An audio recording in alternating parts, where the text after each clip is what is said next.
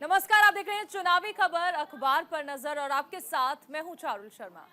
नमस्कार, मैं हूं दीपिका सिंह। तो चलिए करेंगे खबरों की शुरुआत। जी हाँ, पीएम मोदी ने बनारस से अपना नामांकन दाखिल किया था और देखिए लगातार जो भीड़ थी वो इस वक्त देखने को मिली थी। इस बीच उत्तर प्रदेश में कांग्रेस का खाता नहीं खुलेगा, ये तमाम बातें प्रधानमंत्री नरेंद्र मोदी ने कहते नजर आए थे। तीसरी बार जीत का दावा किया गया लोकसभा चुनाव 2024 के लिए पीएम नरेंद्र मोदी ने बीजेपी शासित राज्यों के करीब आधा दर्जन मुख्यमंत्री, बीजेपी के अध्यक्ष, कई केंद्रीय मंत्री, एनडीए के विपक्ष और विभिन्न घटक दलों के नेता मौजूद थे। बिल्कुल, देखिए ये एक बड़ी खबर थी दीपिका, जिसे कल प्रधानमंत्री नरेंद्र मोदी ने नामांकन किया था। हर अखबार ने इस खबर को प्रमुखता से छापा है। अमर उजाला ने भी सबसे पहले इस खबर को छापा है। काशी में प्रधानमंत्री नरेंद्र मोदी ने नामांकन किया और देखिए प्रधानमंत्री के बयान को कोट किया है दैनिक जागरण ने और कहा है कि उत्तर प्रदेश में कांग्रेस का खाता भी नहीं खुलने वाला है। देखिए इसके अलावा आपको ये भी बता दें कि तमाम बड़ी बातें की। मां गंगा, काल भैरव का आशीष लिया। मोदी ने तीसरी बार काशी से दावेदारी प्रस्तुत की है। अयोध्या में प्राण प्रतिष्ठा कराने वाले आचार्य गणेश्वर शास्त्री द्रविड़ बने थे, उनके प्रस्तावक भी उनके साथ मौजूद थे, जो कि ज्योतिषाचार्य भी हैं। इसके अलावा आपको बता दें कि तमाम यानी कि देखा जाए तो इसमें राजनाथ सिंह, नड्डा, योगी सहित तमाम एनडीए के घटक दलों के बड़े नेता शामिल थे। पीएम ने हर कार्यकर्ता को 30 मतदाता बूथों तक पहुंचाने का लक्ष्य निर्धारित किया है। ये आप जरा समझिए, क्योंकि पीएम का यही कहना होता है, साफ तौर पर बीजेपी का यही कहना होता है कि यदि आपका बूथ मजबूत होता है तो पार्टी मजबूत होती है। तो इसी के मद्देनजर पीएम ने कहा कि भीषण गर्मी में मतदाता और मतदान के गिरने के प्रतिशत से पीएम नरेंद्र मोदी चिंतित है। नामांकन के लिए वाराणसी आए पीएम ने मंगलवार को रुद्राक्ष कन्वेंशन सेंटर में कार्यकर्ताओं को मतदान प्रतिशत के बढ़ाने का मूल मंत्र दिया। उन्होंने कहा कि सबसे अहम चीज है दीपिका, यहाँ पर प्रधानमंत्री नरेंद्र मोदी अपनी मां को याद करके भावुक भी होते हैं और ये कहते हैं कि मैं यहाँ आया नहीं हूँ, मुझे मां गंगा ने बुलाया है।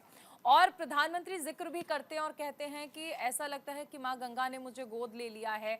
मां के निधन के बाद गंगा मां ही मेरी मां है।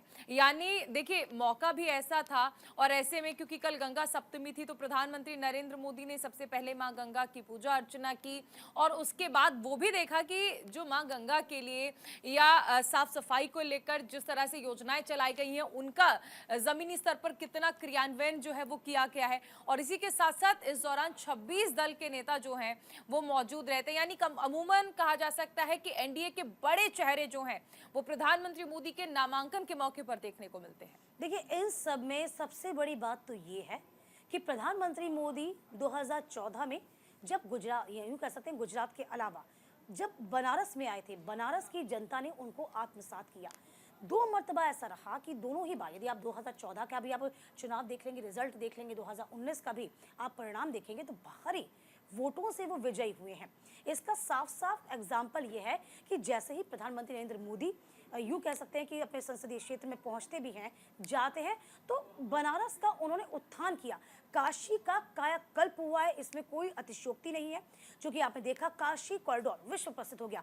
पहले कभी आपको याद होगा जब आप बनारस गई होंगी तो बड़ी तंग गलियां होती थी, कुंज गलियां हुआ करती थी, लेकिन ये वो काशी है जो विश्व पटल पर आ गया है। रोजगार के सुअवसर यहाँ पर उपलब्ध कराए हैं। इसके अलावा जरा आप आसपास को भी देखेंगे, बनारस जो है यानी कि वाराणसी, आप ये देखिए सेंटर में आता है, बीच में आता है, तो इससे जाहिर होता है कि आसपास की जितनी भी सीटें हैं, जितने राज्य है, चाहे वो बिहार क्यों ना हो, ये सभी जो सीटें हैं वो प्रभावित होती हैं और प्रधानमंत्री नरेंद्र मोदी ये बखूबी जानते हैं, बीजेपी बखूबी जानती है। बिल्कुल, देखिए 2000 साल पुरानी कही जाती है काशी, जिसे कहा जाता है कि महादेव के त्रिशूल पर टिकी है। उस काशी के लिए जिसके लिए कवियों ने भी कहा था कि तू बन जा गली बनारस की, मैं शाम तलक भटकूं तुझ में। यानी इतनी छोटी और तंग गलियां थीं, आज उस काशी का स्वरूप बदल चुका है। यहाँ काशी कॉरिडोर बन चुका है और जगह जगह आप देख सकते हैं कि काशी में आज कहा जा सकता है कि बहुत कुछ बदल गया है। और इसीलिए 2014, 2019 के बाद एक बार फिर से प्रधानमंत्री नरेंद्र मोदी ने 2024 में काशी से ही नामांकन दाखिल किया है और प्रधानमंत्री इस दौरान कहते भी हैं कि बनारस वालों ने मुझे बनारसिया बना दिया है। और बड़ी बात यही है ना चारुल कि आपने कई ऐसे सांसदों को देखा होगा जो अपनी कॉन्स्टिट्यूएंसी को झांकते भी नहीं है। हालांकि हम उनके नाम बताएंगे तो जाहिर सी बात है कि तमाम चीजें बड़ी हो जाएंगी। लेकिन प्रधानमंत्री नरेंद्र मोदी इतने अपने बिजी शेड्यूल में भी अपने संसदीय क्षेत्र का दौरा करते रहे हैं और यूं कहे कि खुद अलग अलग कार्यक्रम आयोजित किए हैं। हाँ, बड़े तमिल कार्यक्रम, संगमम को लेकर तमिल बड़े संगमम आयोजन। हुआ है और कार्यक्रम, इससे कम से कम ये तस्दीक होती है कि हाँ, अपने संसदीय क्षेत्र से भी पूरी तरीके से वो चिंतित है, वाकिफ है। इसके अलावा जो लोगों में विश्वास होता है ना, वो ऐसे ही आता है। आप विश्वास पैदा करते हैं तभी तो लोग आप पर यूं कह सकते हैं भरोसा जताते हो। यही बड़ी वजह है कि 2 मर्तबा भारी मतों से जीते हैं, तीसरी बार नामांकन दाखिल किया और इस बार भी उनको पूरी उम्मीद है कि बनारस की जनता, वाराणसी की जनता उनको आशीर्वाद जरूर देगी। बिल्कुल, हालांकि कल 41 प्रत्याशियों ने नामांकन दर्ज किया है अब तक वाराणसी की सीट से, लेकिन एक तरफा प्रधानमंत्री को देखने के लिए जो हुजूम उमड़ा था वो ये भी कहा जा रहा है। हालांकि अक्सर ये होता है कि नेताओं को देखने के लिए जो भीड़ पहुंचती है वो वोट बैंक में तब्दील नहीं होती, लेकिन प्रधानमंत्री मोदी के अगर हम परिप्रेक्ष्य में बात कर लें तो ये एकदम सटीक कहा जा सकता है कि जो लोग पहुंचे थे वो वोट भी देंगे। और ना सिर्फ ये कहा जा सकता है कि बनारस बल्कि आसपास के क्षेत्रों की जनता भी वहां पर पहुंची क्षेत्र थी। छोड़िए, जब हम लाइव कर रहे थे ना अंचारुल, तब ये कहा जा रहा था कि कई किलोमीटर, यानी कि जम्मू कश्मीर से लोग आए थे, मध्य प्रदेश से लोग आए थे, सिर्फ इसलिए कि वह ये देख पाए कि उनके प्रधानमंत्री मोदी किस तरीके से नामांकन दाखिल करेंगे। लाइनों में, लगभग कतारों में लगे थे। हालांकि बनारस में अमूमन भीड़ देखी जाती है, हमेशा से श्रद्धालुओं की अपार भीड़ होती है, लेकिन कल का दिन बहुत खास था। बिल्कुल, देखिए खास तो था और सबसे अहम चीज है कि जिस तरह हमने जिक्र भी किया, जब प्रधानमंत्री जो कि देश के प्रधानमंत्री हैं जब बनारस पहुंचते हैं तो बनारस की जनता के लिए वो उनके सांसद होते हैं और वो उसी तरह से उनसे मिलते हैं। और सबसे खूबसूरत तस्वीरें उनके रोड शो के दौरान वो थी जब एक बालकनी से एक परिवार प्रधानमंत्री की आरती उतारता है और प्रधानमंत्री रोड शो से ही उसे स्वीकार करते हैं, उनका अभिवादन करते हैं।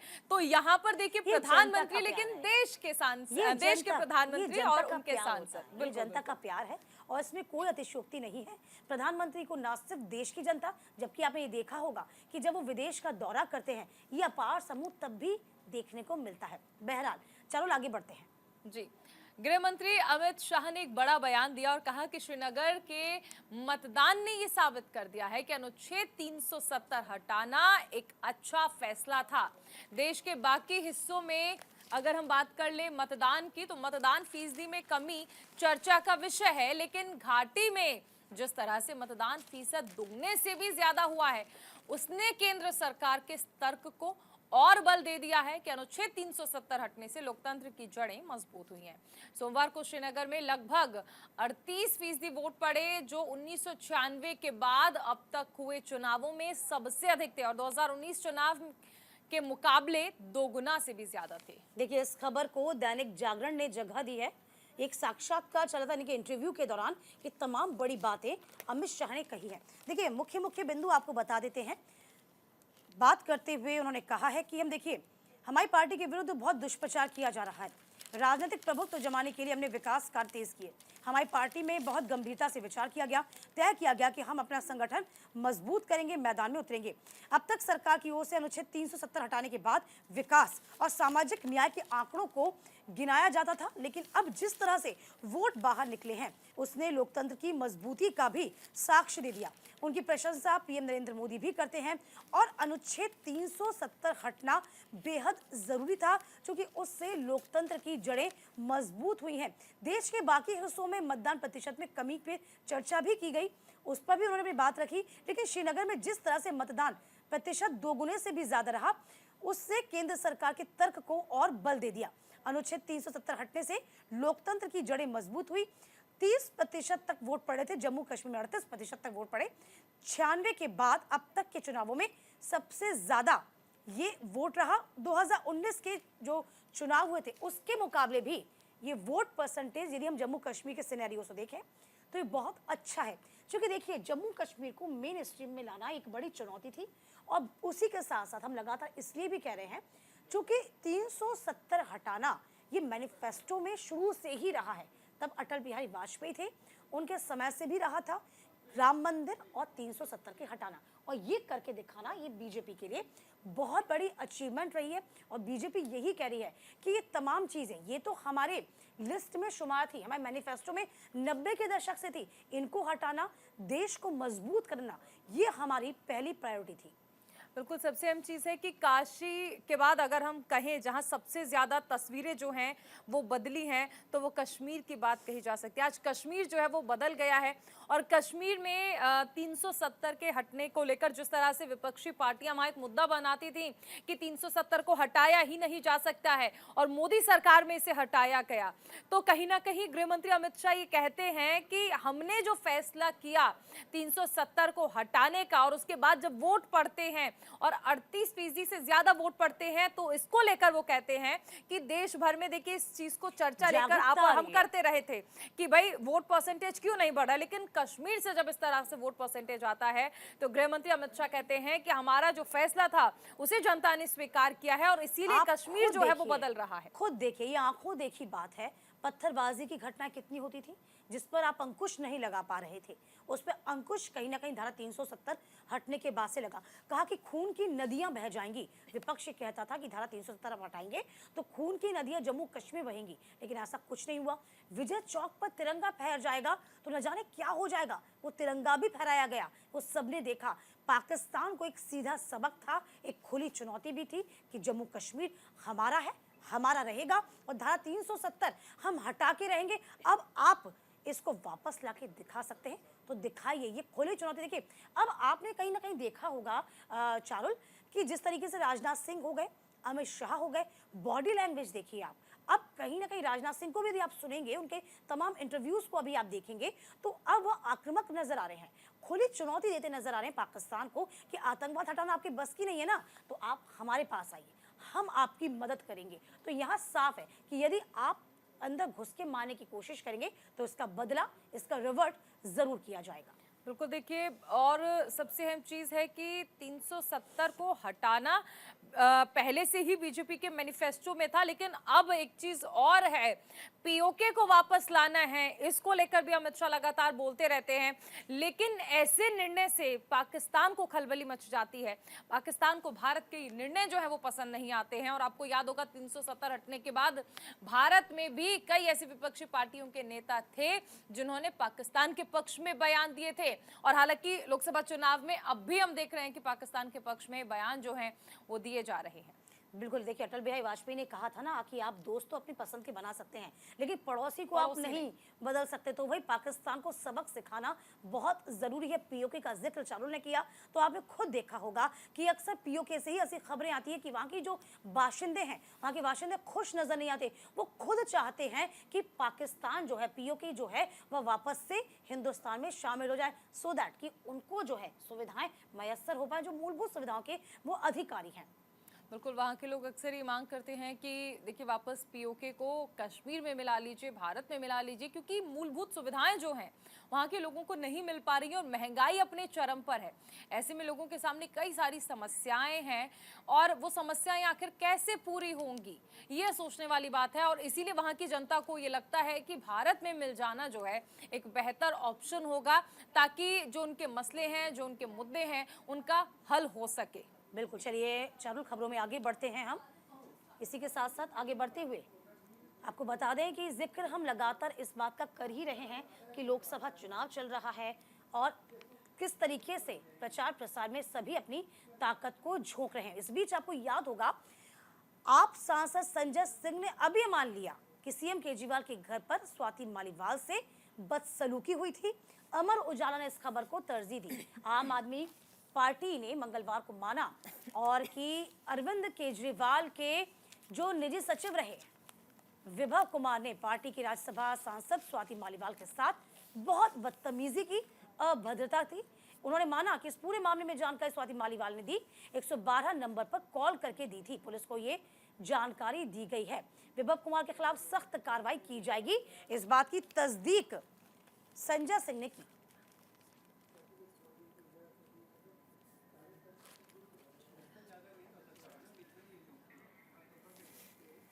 तो संजय सिंह ने माना स्वाति मालीवाल से अभद्रता हुई। देखिए, इस खबर को दैनिक जागरण ने फ्रंट पेज पर तरजीह दी है।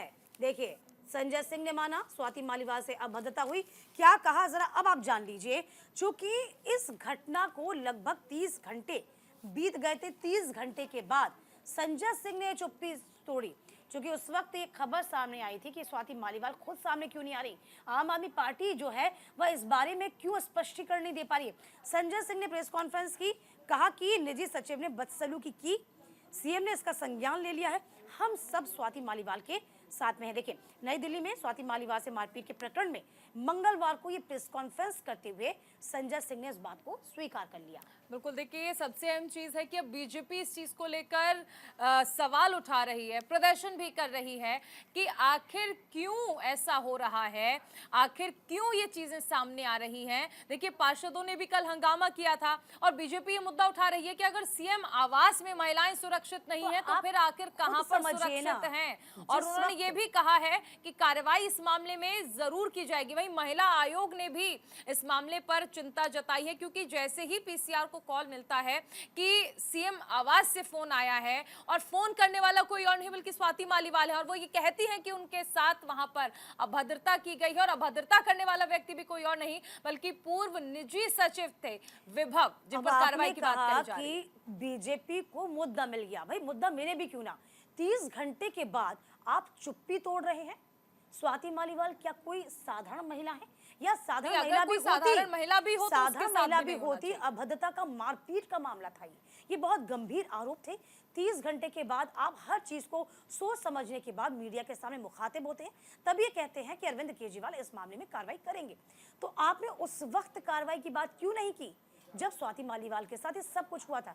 एक महिला यदि सामने नहीं आ रही है तो उसकी भी तो कोई मजबूरी रही होगी, लेकिन आपकी पार्टी की क्या मजबूरी थी जो आप 30 घंटे के बाद अपनी चुप्पी को तोड़ रहे हैं।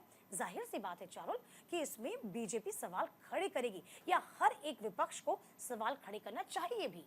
बिल्कुल, देखिए क्योंकि बड़ा मामला हो जाता है। हम आज तक ये तो देखते रहे हैं कि आसपास जब ऐसी घटनाएं होती थी तो इस पर चिंता व्यक्त की जाती थी, लेकिन अब देखिए कि स्वाति मालीवाल जो कि राज्यसभा सांसद हैं आम आदमी पार्टी से ही, उनके साथ बदसलूकी कोई और नहीं बल्कि सीएम के पूर्व निजी सचिव विभव करते हैं। और उसके बाद स्वाति मालीवाल इस मामले में चिंता व्यक्त करती हैं, पुलिस को कॉल भी करती हैं। हालांकि अभी तक कोई बयान जो है या कहा जा सकता है कि ऑफिशियल तौर पर लेटर ऑफ जो है वो नहीं गई है, लेकिन ये एक बड़ा मुद्दा है कि सीएम आवास पर अगर किसी महिला से बदसलूकी होती है, और वो पार्टी ऐसी है आम आदमी पार्टी जो ये दावा करती है कि महिला सुरक्षा पर काम करेगी, कानून व्यवस्था पर काम करेगी, और चुनाव के दौरान अगर ऐसी खबरें आ रही है तो आखिर कैसे भरोसा किया जाए। कथनी और करनी में अंतर होता है तमाम पार्टियों की। आप देखिए, यदि यही तमाम चीजें, यदि आपको इतनी ही चिंता थी, आप उसी वक्त सामने आते, उसी वक्त प्रेस कॉन्फ्रेंस करते और कहते, बताते कि यदि ऐसी कार्रवाई, यदि ऐसी बात हुई है तो इस पर हम एक निश्चित कार्रवाई करेंगे और इस पर विचार किया जाएगा। मणिपुर का मामला उठाने वाली सबसे ज्यादा आम आदमी पार्टी थी। आज अपने जब अपने यहाँ पर अब सीएम आवास पर जब ऐसी घटनाएं होती है तो 30 घंटे बाद चुप्पी तोड़ी जाती है। क्या आम आदमी पार्टी ने संदेश खाली को लेकर कुछ कहा? क्या कांग्रेस ने कुछ कहा? INDA गठबंधन के सदस्य हो गए हैं, कुछ कहा नहीं। तो हम भी वही कह रहे हैं, जो पार्टियां होती है ना, उनकी कथनी और करनी में अंतर होता है। आप दूसरों के लिए सवाल उठाते हैं, लेकिन अपने बगल में यानी कि अपने भीतर भी झांकने की कोशिश जरूर करिए। चलिए आगे बढ़ेंगे।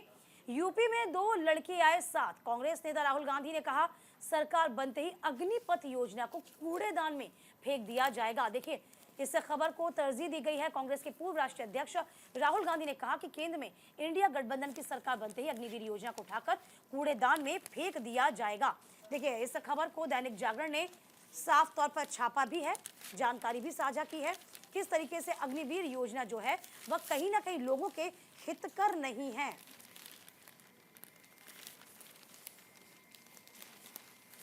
देखिए, यहाँ पर साफ तौर पर 2 अच्छे लड़कों की जोड़ी एक बार फिर से सामने आई है। 2 अच्छे लड़के एक बार फिर से मैदान में, और देखिए दोनों की तस्वीरें भी आप देखिए जरा। ये देखिए, दैनिक जागरण ने इस खबर को जगह दी, ये खबर आप तक पहुंचा रहे हैं हम। देखिए, सरकार बनते ही अग्निपथ योजना को कूड़ेदान में फेंक देंगे। बॉडी लैंग्वेज देखिए आप जरा, दोनों इस तस्वीर के माध्यम से, ये फोटो भी यानी कहते हैं ना, तस्वीरें भी बोलती हैं। बहुत ही मंत्रालय में लगे हुए हैं दोनों ही वरिष्ठ नेता। क्या कहा जरा ये भी अब आप जान लीजिए। रायबरेली और अमेठी से भावात्मक रिश्ता है, ये भी कहा गया है। झांसी ललितपुर में चुनावी रण में अखिलेश और राहुल गांधी की ये जनसभा थी। अखिलेश ने डिफेंस कॉरिडोर योजना को लेकर भाजपा को कटघरे में खड़ा कर दिया है। तो फिलहाल आपको बता दें, कहा गया कि देश में गठबंधन की सरकार बनते ही इस योजना को फाड़कर कूड़ेदान में फेंक दिया जाएगा। सैनिकों के साथ भेदभाव नहीं होने दिया जाएगा। इससे पहले सपा अध्यक्ष अखिलेश यादव ने मुफ्त राशन का मुद्दा उठाते हुए कहा था कि भाजपा को जब वोट चाहिए था तब नमक, चना, गेहूं, रिफाइंड सब दे रहे थे, अब राशन बदल गया। राहुल ने जीएसटी का भी विरोध किया, काले धन का विरोध किया, खामियां गिनाई। देखिए, साफ तौर पर अग्निवीर योजना का लगातार कांग्रेस पहले भी विरोध कर रही थी, एक बार फिर से विरोध करती नजर आई। कांग्रेस का यही कहना था कि आप अग्निवीर योजना को लाते वक्त आपने तमाम चीजों का ख्याल नहीं रखा। 21 साल में आपने रिटायरमेंट की घोषणा कर दी, तो उसके बाद में वो व्यक्ति, वो सैनिक क्या करेगा? बिल्कुल, देखिए, राहुल गांधी ज़रूर ये कहते हैं कि एक जवान को आप शहीद का दर्जा देते हैं, उसे सारी फैसिलिटीज़ देते हैं और दूसरे को ये नहीं देते हैं, तो फिर ये भेदभाव है। और अगर इंडिया गठबंधन की सरकार बनती है तो फिर इंडिया गठबंधन ऐसी किसी भी योजना को चलने नहीं देगा। और ये भी कहते हैं कि अगर कोई रक्षा कर सकता है संविधान की तो वो इंडिया गठबंधन है। और देखिए, यूपी के 2 लड़के साथ आए हैं। ये आपको याद होगा कि उत्तर प्रदेश में जब विधानसभा चुनाव हुए थे और सपा और कांग्रेस ने साथ मिलकर चुनाव लड़ा था, उस दौरान ये चीजें सामने आई थी और सबसे ज्यादा ये स्लोगन जो है वो चला था चुनाव में। और प्रधानमंत्री इस पर कटाक्ष करते हैं, इस बार कहते हैं कि यूपी के जो 2 लड़के हैं, दो शहजादे, 2 लड़के, ये गाना था, 2 लड़के साथ आए हैं। वो कहते हैं ये पिक्चर फिर से रिलीज हुई या फ्लॉप होने वाली है, ये प्रधानमंत्री नरेंद्र मोदी कहते हैं इस पर। तो बहरहाल ये कहा जा सकता है कि इंडिया गठबंधन जो है वो ये दावा कर रहा है कि अगर उनकी सरकार बनती है तो संविधान की रक्षा की जाएगी। और ये एक ऐसी खबर रही जिसे अमूमन हर अखबार ने प्रमुखता से छापा था।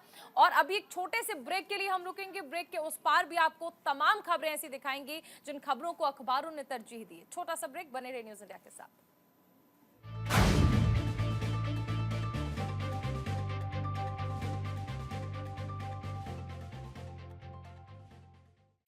स्वागत है आपका। ब्रेक के बाद आप देख रहे हैं चुनावी खबर, अखबार पर नजर। चलिए बढ़ेंगे आगे। रक्षा मंत्री राजनाथ सिंह का बड़ा बयान आया, कहा पूरे देश में राम राज्य लाएगी बीजेपी। हिंदुस्तान टाइम्स ने इस खबर को जगह दी है, कहा कि राजनीति को 2 शब्दों से मिलकर बना हुआ है, राज और नीति। ऐसा राज्य जो समाज को सद्मार्ग की ओर ले जाने का काम करेगा, उसे ही हम राजनीति के कहते हैं। लेकिन ये दुर्भाग्य है कि राजनीतिक शब्द अपना भाव, अपना अर्थ हो चुका है। बिल्कुल, देखिए, ये रक्षा मंत्री राजनाथ सिंह ने एक बड़ा बयान दिया है और लखनऊ में उन्होंने अपने संबोधन के दौरान ये कहा कि बीजेपी ने जो भी अपने मैनिफेस्टो में वादे किए थे उन सभी को पूरा किया है। और बीजेपी की जो लाइन है वो राम राज्य की है। बीजेपी की आस्था के केंद्र कोई और नहीं बल्कि प्रभु श्री राम है। और इसीलिए वो कहते हैं कि हमें कोई ऐसे राज्य नहीं चाहिए जहां पर दंगे फसाद हो, हमें ऐसे राज्य चाहिए, हमें ऐसा देश चाहिए जहां पर राम राज्य हो। और ये बातें उन्होंने लखनऊ में कही। और देखिए, बीजेपी का एक प्राइम फोकस भी कह सकते हैं, क्योंकि वो लगातार कहते रहे हैं कि उत्तर प्रदेश हो या फिर पूरा देश हो, राम राज्य की कल्पना अगर कोई साकार कर सकता है तो वो बीजेपी है। जो तरीका है ना बीजेपी का, चारुल, वो बिल्कुल स्पष्ट है, चाहे कोई भी राजनेता हो। देखिए, आप योगी आदित्यनाथ को सुन लीजिए, आप राजनाथ सिंह को सुन लीजिए, अमित शाह को सुन लीजिए। सनातन को लेकर यदि वो बात कहते हैं तो अपनी बात को मुखरता से रखते हैं। वो ये बताते हैं कि हाँ, ये चीज़ गलत, अल्पसंख्यकों को ये चीज़ें नहीं मिलनी चाहिए, या इन चीज़ों के आधार पर आप आरक्षण की बात कर रहे हैं, जाति के आधार पर आरक्षण की बात करें तो सही नहीं है। ये बीजेपी की ले लाइन जो है बिल्कुल स्पष्ट है। यदि वो सनातन की बात करते नजर आते हैं तो उस पर वह अडिग भी रहते हैं। यहाँ जरा इंडिया गठबंधन को आप देखिए, तमाम बातें जरूर कहती हैं, जिन मुद्दों को बेबाकी से उठाना चाहिए, चाहे वो बेरोजगारी का मामला हो, चाहे महंगाई का मामला हो, आप उन मुद्दों से कहीं ना कहीं चरण दर चरण भटक रहे हैं। और भटकने का ही कारण है कि जनता भी कहीं ना कहीं किस तरीके से आप पे विश्वास जताए, ये भी जनता भी असमंजस की स्थिति पड़ जाती है। आप जाति के आधार पर कह सकते हैं कि वो जनगणना की बात करते हैं कि आप जनगणना करवाएंगे, उसके बाद आप लगातार आरक्षण की बात करेंगे। तो पहले तो आप अपनी नीति को, अपनी नीयत को स्पष्ट करिए। और यदि ये बात राजनाथ सिंह कह रहे हैं कि राम राज्य की परिकल्पना, यानी कि सीधे तौर पर अयोध्या के राम मंदिर से जोड़कर आप देख सकते हैं 500 साल का चारों लेकर लंबा यूं कह सकते थे इंतजार था, जिसमें पीढ़ियां गुजर गई थी। उन पीढ़ियों के गुजरने पर यूं कहीं ना कहीं ये बड़ा इंतजार, और इसके बाद साफ तौर पर राजनाथ सिंह की बात कहना कि हाँ, राम मंदिर की परिकल्पना है हमारी, इसको हम साकार करेंगे। बिल्कुल। और देखिए रक्षा मंत्री इस दौरान ये भी कहते हैं कि हमें अपनी सेंस ऑफ रिस्पॉन्सिबिलिटी जो है उन्हें भी पूरा करना है, सिर्फ हमारे जो फंडामेंटल राइट्स हैं उन पर ही फोकस नहीं करना है। वो इस दौरान कैकई का भी जिक्र करते हैं कि वो अपने सेंस ऑफ ड्यूटी जो है वो नहीं निभाए, सिर्फ सेंस ऑफ राइट जो थे उस पर फोकस रहा। और इसके लिए लोगों को पूरी रामायण पढ़नी चाहिए कि राम राज्य का दरअसल अर्थ क्या है, कि प्रभु श्री राम आखिर वनवास पर क्यों जाते हैं, इन चीजों का जिक्र। क्योंकि देखिए जब बात बीजेपी की होती है, राम राज्य की होती है, तो प्रभु श्री राम से जुड़ी कहानियां जो हैं वो भी बीजेपी के मंच से अक्सर देखने को मिलती है। और यहाँ पर रक्षा मंत्री राजनाथ सिंह भी जिक्र करते हुए कैकई का एग्जाम्पल देते हैं, मां कैकई, और फिर राम वनवास क्यों जाते हैं उसका जिक्र करते हैं। तो कुल मिलाकर देखिए बीजेपी का यही कहना है कि अगर राम राज्य की कल्पना करनी है तो फिर उसके लिए बीजेपी ही है जो काम कर सकती है। और इसके लिए देखिए प्राइम फोकस जो है बीजेपी का वो हमेशा से रहा है। और वो जिक्र ये भी करते हैं कि मैनिफेस्टो में आप देखिए कि किस तरह से शुरुआत से ही राम मंदिर बनाने का जो एक सपना रहा है बीजेपी का वो अब पूरा होता है। और जिस तरह आपने भी जिक्र किया, और क्योंकि जब हम अयोध्या जाते तो हम भी ये देखते हैं कि लोग जिस दौरान प्रभु श्री राम का मंदिर हुआ था, लोग रोने लगे थे, आंसू आ रहे थे। तिरपाल में थे ना रामलला, आप देखिए जब तिरपाल को बदलना भी होता था ना, तब भी आपको कोर्ट की अनुमति लेनी पड़ती थी। तो रामलला वहां विराजे हैं, वहां रहे हैं, और आज भव्य मंदिर। इसके अलावा हमेशा से आपने देखा होगा कि यहाँ पर मंशा को लेकर सवाल बीजेपी हमेशा कांग्रेस पर खड़ी करती है कि आप ही वो पार्टी हैं जिन्होंने राम सेतु को मानने से, राम का अस्तित्व स्वीकार करने से इनकार कर दिया था, और आपने रामलला का न्योता भी नहीं स्वीकारा। आप किस बाबत राम की बात करेंगे, किस तरीके से राम को अपना कहेंगे? तो ये तमाम बड़ी बातें हमेशा से हर एक मंच से बीजेपी के तमाम जो बड़े लीडर्स हैं वो कहते नजर आए हैं, और उनका जो फोकस है बड़ा स्पष्ट है कि राम राज्य आएगा, हमारी कल्पना नहीं है, हम इसको ना सिर्फ आत्मसात करते हैं जबकि हम इसको इम्प्लीमेंट भी करेंगे। और आप देखिए वेट एंड वॉच की स्थिति बनी हुई है। फिलहाल बढ़ेगी आगे। चलिए, यूपी के मुख्यमंत्री योगी आदित्यनाथ का हम जिक्र करेंगे। इसको लेकर बड़ा बयान आया। उन्होंने कहा कि सपा लोगों को तमंचा देती थी। जी हाँ, ये कटाक्ष है, इसमें हम आगे बढ़ेंगे, लगातार आपको जानकारी देंगे। हमने टैबलेट दिया, दैनिक जागरण ने इस खबर को तरजीह दी। मुख्यमंत्री योगी आदित्यनाथ ने अपने चिर परिचित अंदाज में विपक्षियों पर निशाना साधा। तो साफ तौर पर ये तमाम बड़ी बातें के राष्ट्रवाद के मुद्दे पर सपा, बसपा और कांग्रेस को वे घेरते नजर आए।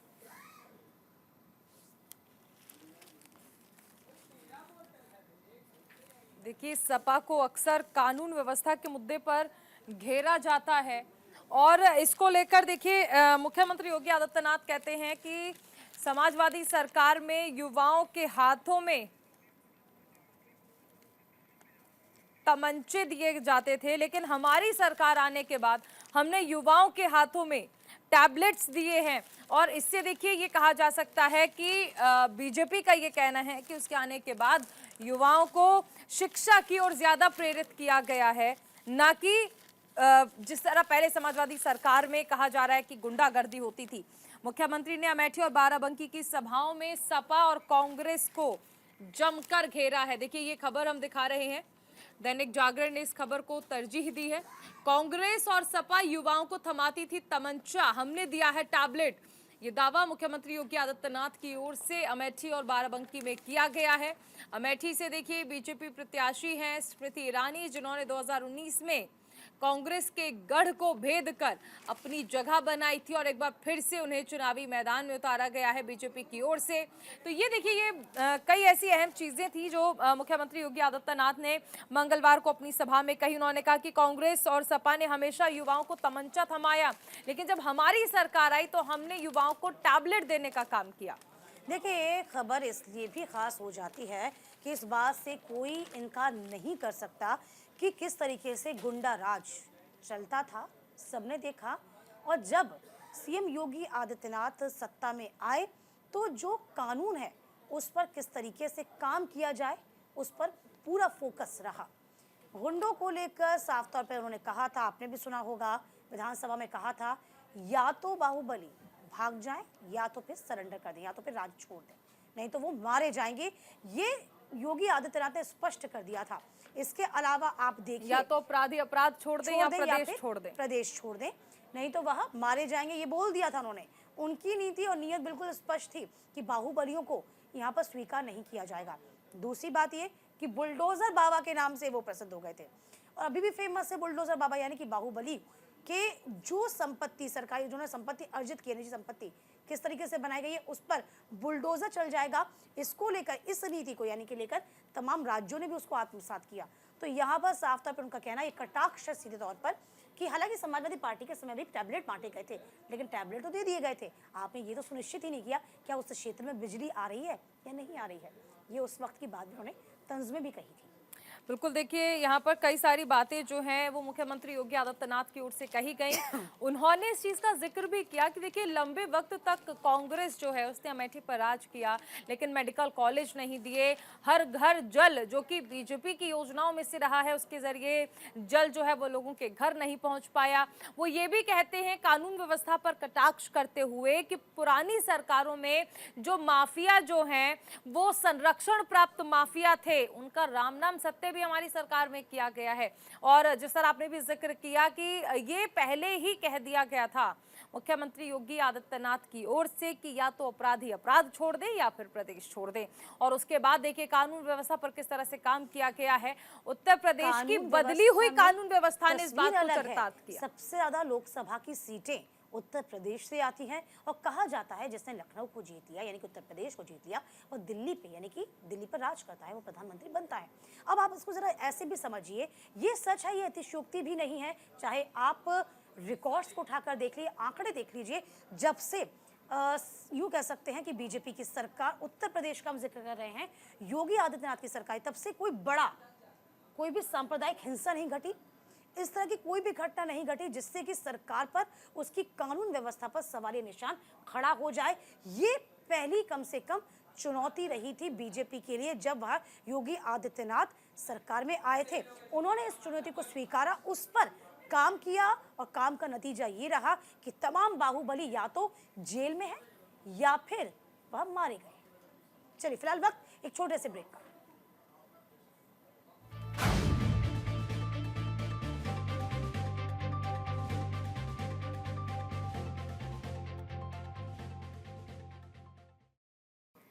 तो ब्रेक के बाद स्वागत है आपका चुनावी खबर अखबार पर नजर।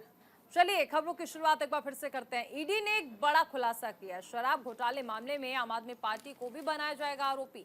नवभारत टाइम्स ने इसे प्रमुखता से छापा है और फ्रंट पेज की खबर इसे बनाया है। ईडी आम आदमी पार्टी को भी दिल्ली शराब घोटाले में आरोपी बनाएगी। मनीष सिसोदिया की जमानत याचिका पर सुनवाई के दौरान दिल्ली हाई कोर्ट में ईडी के वकील ने ये दलील दी है। उन्होंने बताया कि दिल्ली शराब घोटाले में वो अरविंद केजरीवाल के नेतृत्व वाली आम आदमी पार्टी को भी आरोपी बनाएंगे और इस संबंध में सप्लीमेंट्री चार्जशीट दाखिल की जाएगी। तो देखिए, यानी अब ये कहा जा सकता है आज दीपिका, सिर्फ अब तक तो हमने बड़े चेहरों पर देखी है, मुख्यमंत्री अरविंद केजरीवाल हो, संजय सिंह हो, मनीष सिसोदिया हो, लेकिन अब पूरी की पूरी आम आदमी पार्टी को भी इस मामले में आरोपी बनाया जाएगा। कहावत याद आ गई, कुएं में भांग पड़ी हुई है। ऐसा लग रहा है कि पूरा कुआं ही ऐसा है जिसमें ईडी कह रही है कि गिने चुने जो बड़े चेहरे हैं, हम उनको यहाँ पे आरोपी नहीं बनाने वाले। आपकी पूरी की पूरी आम आदमी पार्टी जो है अब सवालों में घिर गई है। ये बहुत बड़ी चुनौती है कहीं ना कहीं आम आदमी पार्टी के लिए।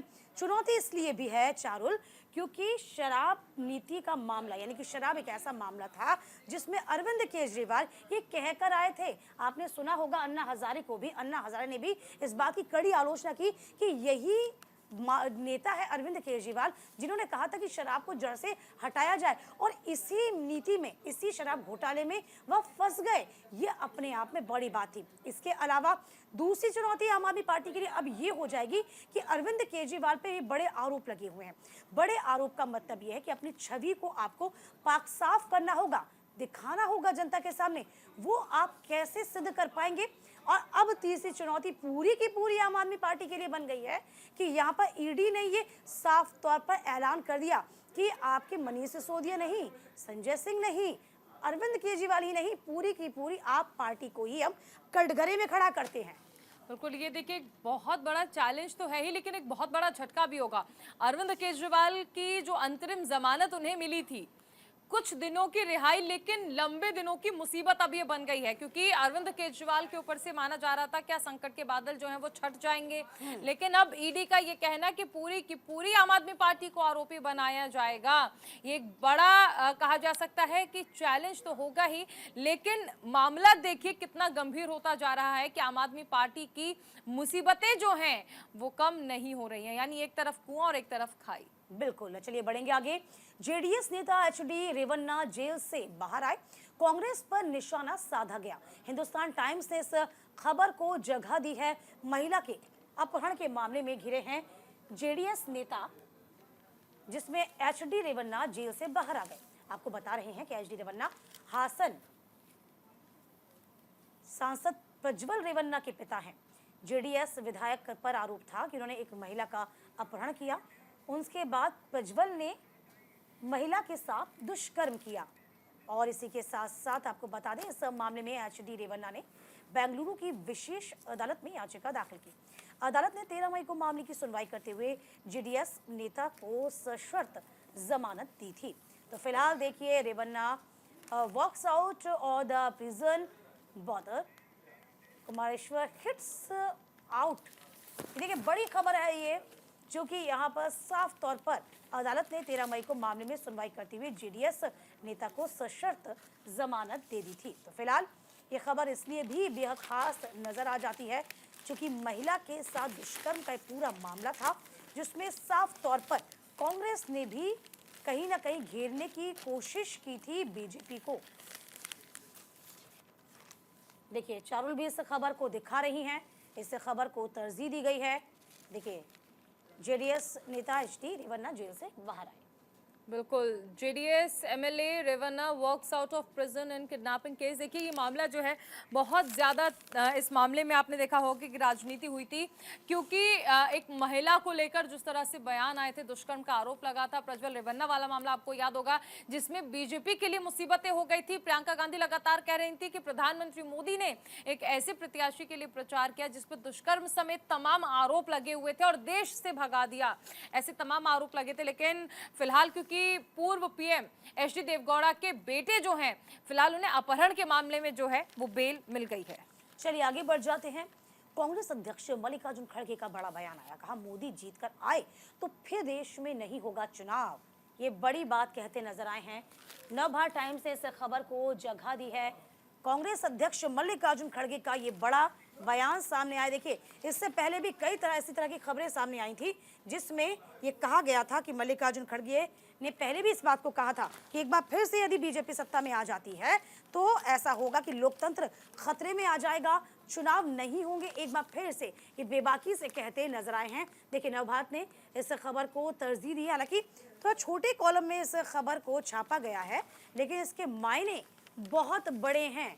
इस खबर को हम अब तक पहुंचा रहे हैं। ये देखिए इस खबर को, लोकतंत्र और संविधान बचाने में जुटे हुए हैं, ये कहा गया है। देखिए लोकतंत्र को बचाने का ये चुनाव है। आईएनडीआईए गठबंधन की कोशिश यही है कि ये विचारधारा की लड़ाई है। ये कहा गया कि विचारधारा की लड़ाई है, और ये बहुत बड़ा आरोप एक बार फिर से लगा दिया कि यदि एक बार फिर से सत्ता में बीजेपी आ जाएगी तो आप यकीन मानिए चुनाव जो है वो खत्म हो जाएंगे। बिल्कुल, देखिए कांग्रेस अध्यक्ष मल्लिकार्जुन खड़गे ने ये कहा है कि अगर एक बार फिर से यानी 2024 में प्रधानमंत्री नरेंद्र मोदी को चुन लिया जाता है और वो फिर से प्रधानमंत्री अगर बनते हैं तो आम चुनाव जो है वो भारत में खत्म हो जाएंगे। कांग्रेस लगातार ये कहती रही है कि संविधान जो है वो खतरे में है, लोकतंत्र खतरे में है और संविधान को बदल दिया जाएगा। ऐसी तमाम चीजें जो हैं वो एनडीए के बारे में कही जा रही हैं और इसीलिए भी कहा जा रहा है कि 400 पार का नारा जो ये लोग दे रहे हैं वो पूरा नहीं होना चाहिए और इसके लिए पुरजोर कोशिशें जो हैं वो की जा रही हैं।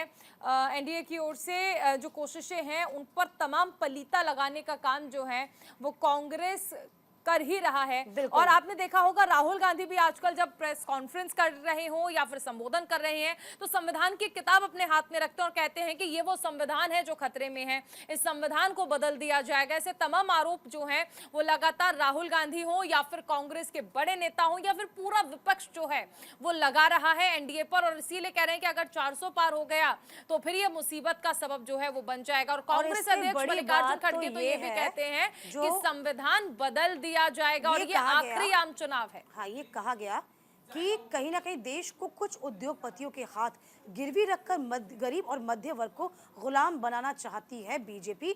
यानी कि ये विचारधारा की तो लड़ाई है ही, इसके अलावा कहीं ना कहीं अमीरों को फायदा पहुंचाया जा रहा है, ये साफ तौर पर कहती नजर आई।